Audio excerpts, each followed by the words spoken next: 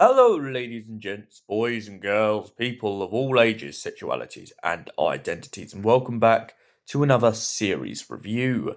And today's series review is a very interesting one because we're going from something that was an animation to something that is pretty much a live action film. So let's get into the gist of it. Scott Pilgrim takes on the world.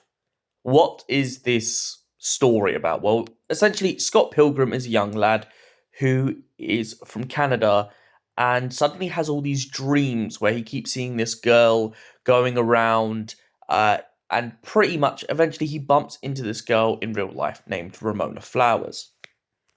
Now, Ramona has 7 exes, 7 evil exes.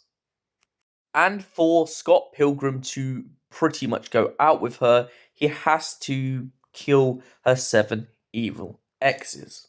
However, Scott finds himself in a predicament in the cartoon in which him trying to beat her exes turns out to leave him stranded in the far future.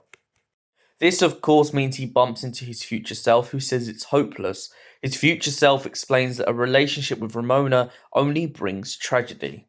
Scott doesn't believe himself and, of course, goes back and tries to save her regardless. He beats his own self and accomplishes his goals. However, throughout the plot of this, there's a couple key points that we need to go back on.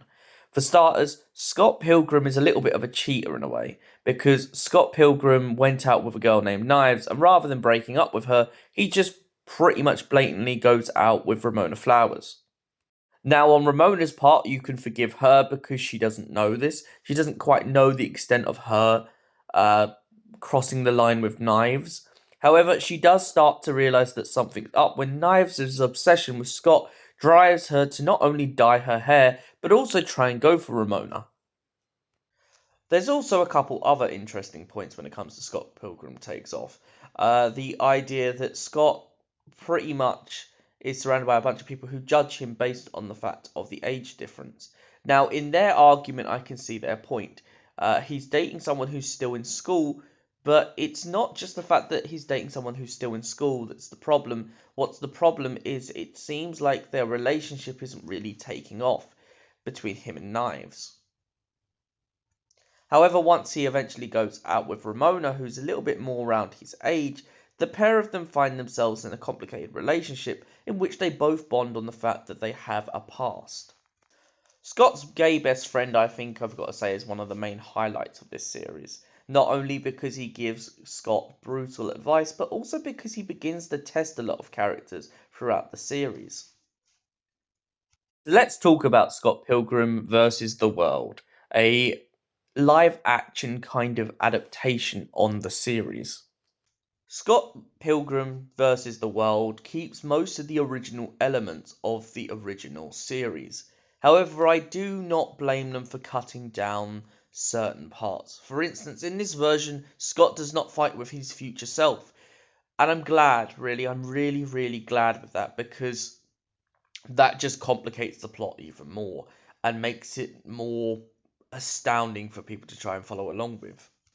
However, I also like, though, that even as the film definitely keeps up with this whole kind of digital world sort of thing. It gives a lot of signs around the room when they're looking at things, for instance, clothes, TVs.